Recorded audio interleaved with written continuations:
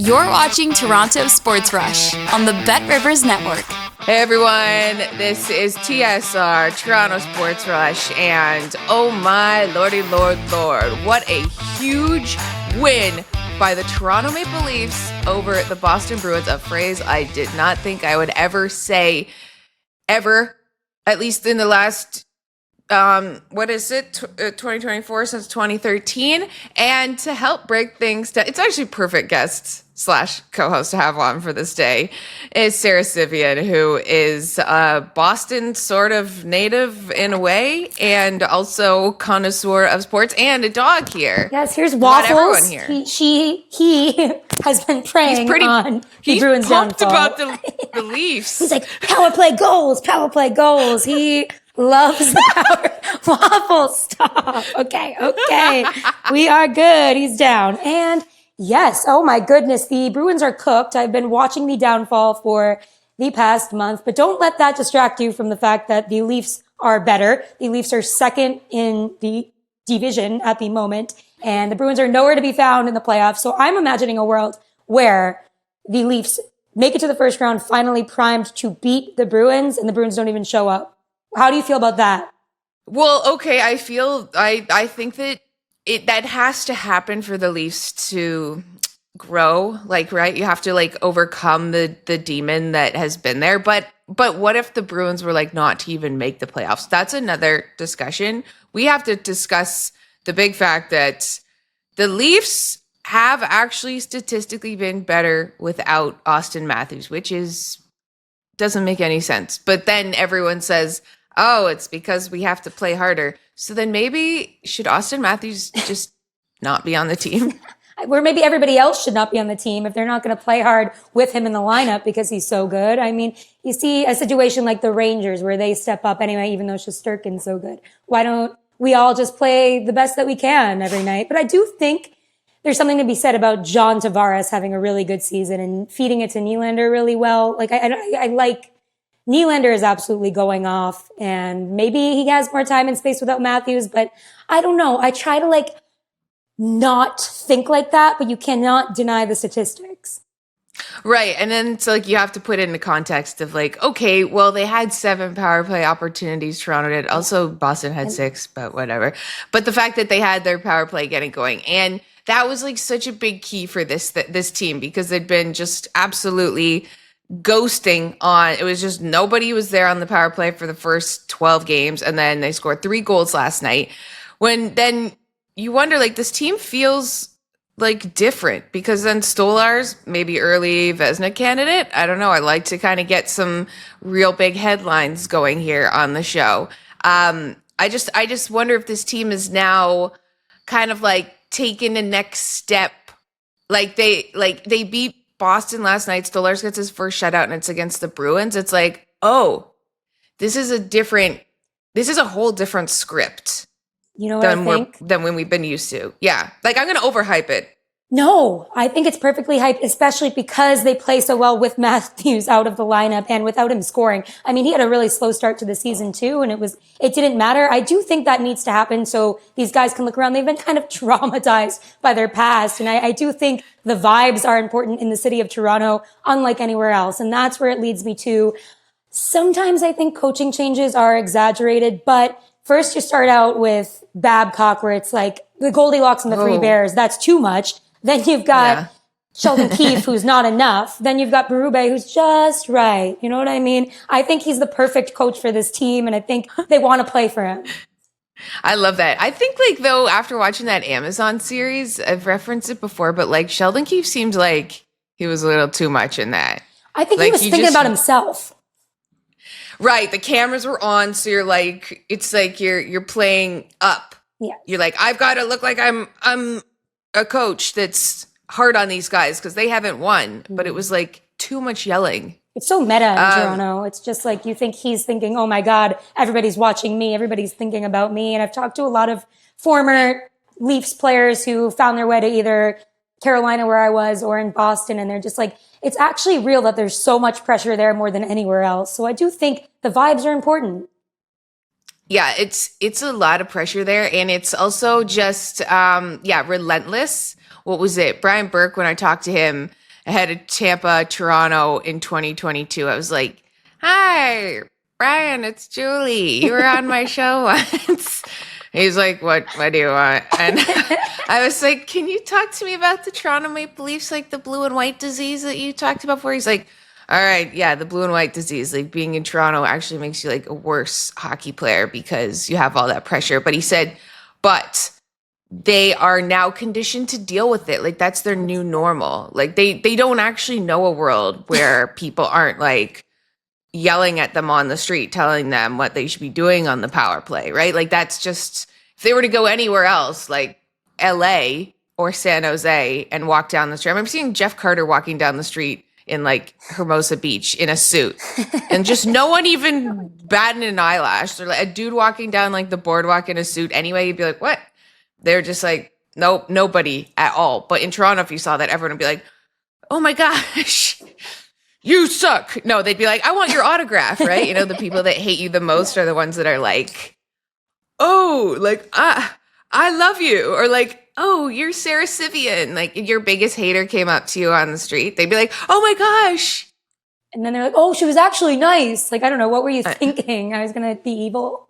And do you love, Sarah, the Leafs going forward? Or is this, do you think, an anomaly over the Bruins, of which, you know, the Bruins are crumbling fast and furious, as we know? No, I think it's everything combined. And it's like, you still have to beat the Bruins, which they haven't been able to do when they're the objectively better team. You know what I mean? The thing about the Leafs is they have been an objectively really good team for years. And I think we over-exaggerate. Like, it's still an accomplishment, not that I'm patting them on the back, but it's still good to make the playoffs at a time like this, like so many times. But they have the core and we know that, but I think they needed to exercise the Bruins demon, first of all. And I do think they're doing it in different ways. Like the scoring is not the same as it was.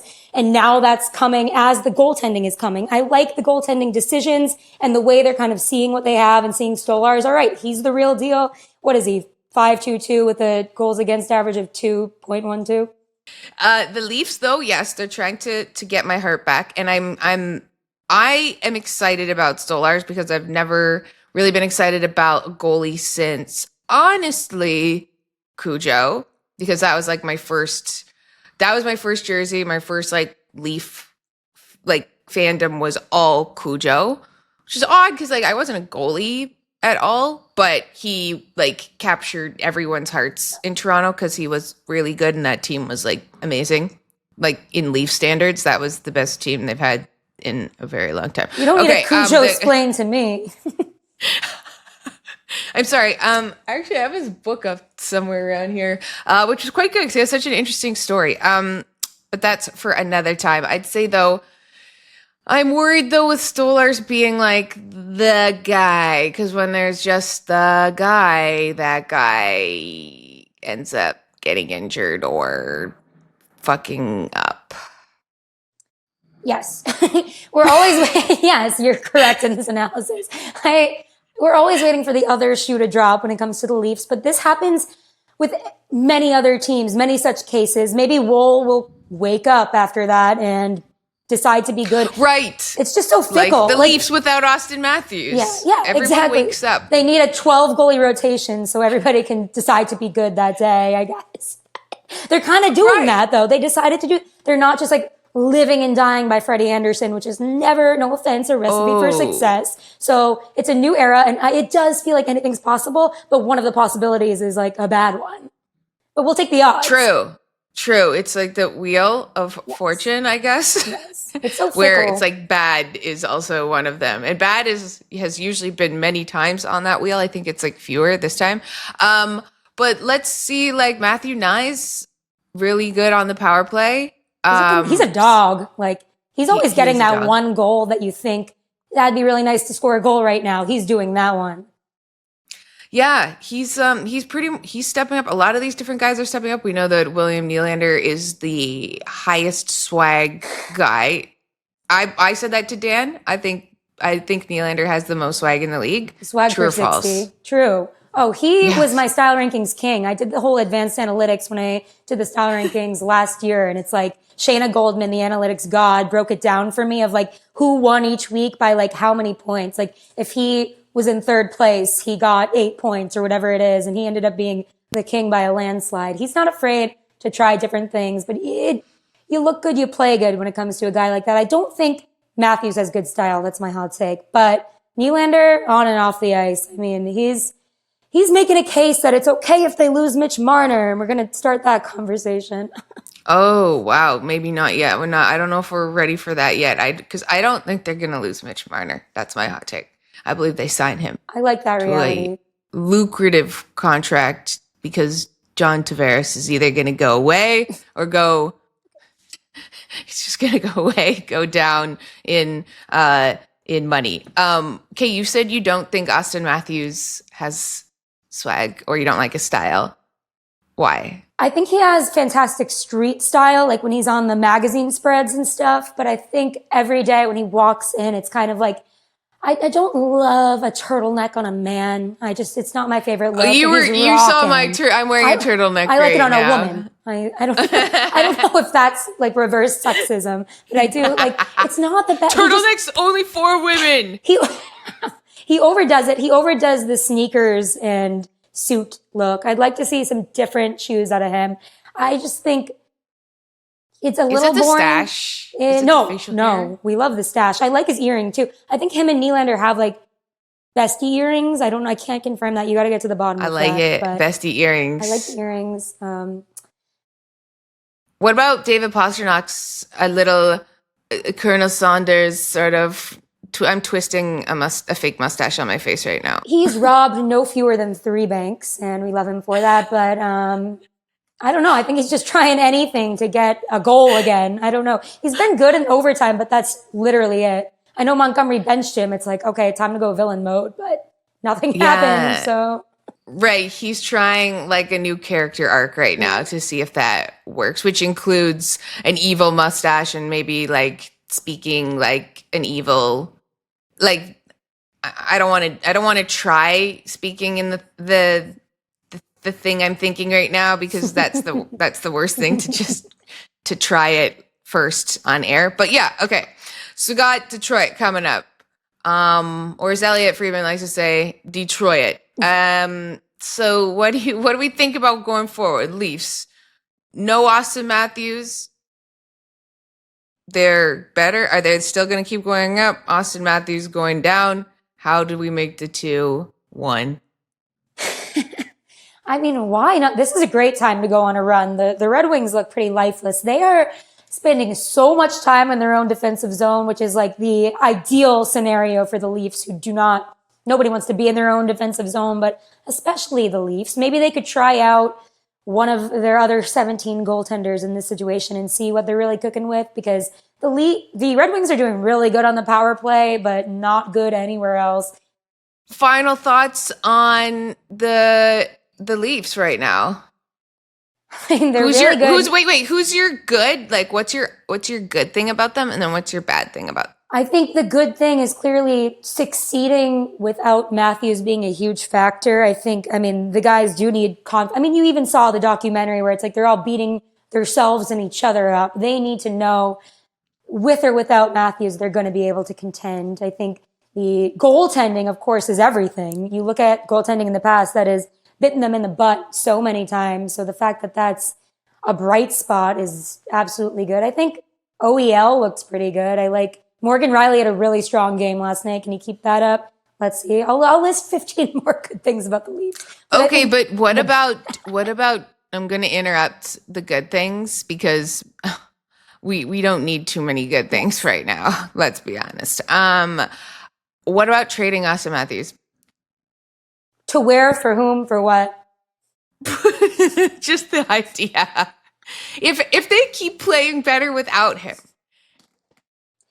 and he's really good, like, are we not getting the signs? Like, are they not like, when people are screaming, like had all the signs out there, like, why didn't we listen to William Nylander saying all of us had to step up because it was a big hole to fill? We're actually like, we're better, like, without him statistically. Why not just trade him then?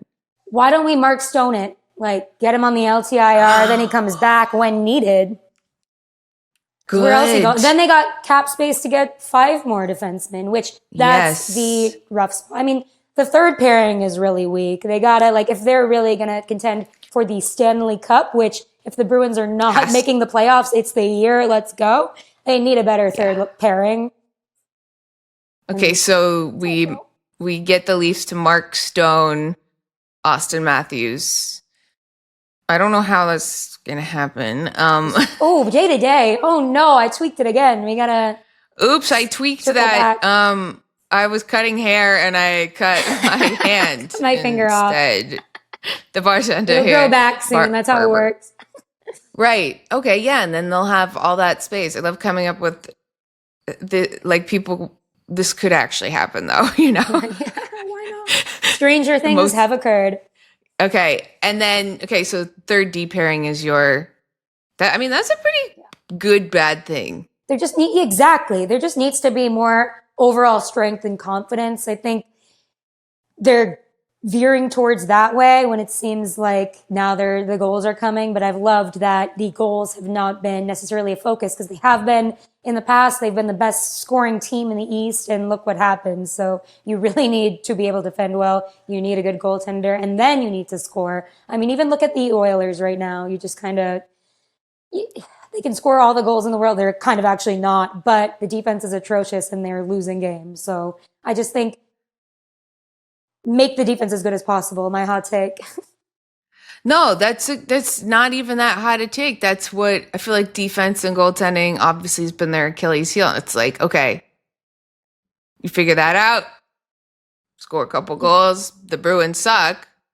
There you go. Win the Stanley Cup. Chris Tanev, Bruins suck. Unfortunately, Win the Stanley Cup. Yes, win the cup, raise the cup with burly defensemen who aren't too burly. I didn't love the Joel Edmondson acquisition last year as much as I love the guy. I think it's just you can't have that. I wouldn't call Joel Edmondson burly. No. I'd call Radko Gudas burly. Okay. Joel Edmondson tall and slow. Sorry. When I think of the word burly, I don't think Joel Edmondson. Maybe Chris Tanev. He's maybe he'll get it together. I'm not loving some of the goals allowed that I've seen him be a part of right now, but I think maybe they'll work it out. But I need two more anchor defensemen for me to feel great about this team. Okay, great. Well, I'm glad that we were able to have a massive win today to talk about Leafs 4-0 over the Boston Bruins. It was the biggest news that happened last night. And this morning, going into this world, Waffles has left the room. The dog doesn't have any more thoughts. Sarah, thank you for being here. TSR, Toronto Sports Rush. Let's go, Toronto Sports Rush. Thank you. Let's go. Thanks for watching Toronto Sports Rush on the Bet Rivers Network.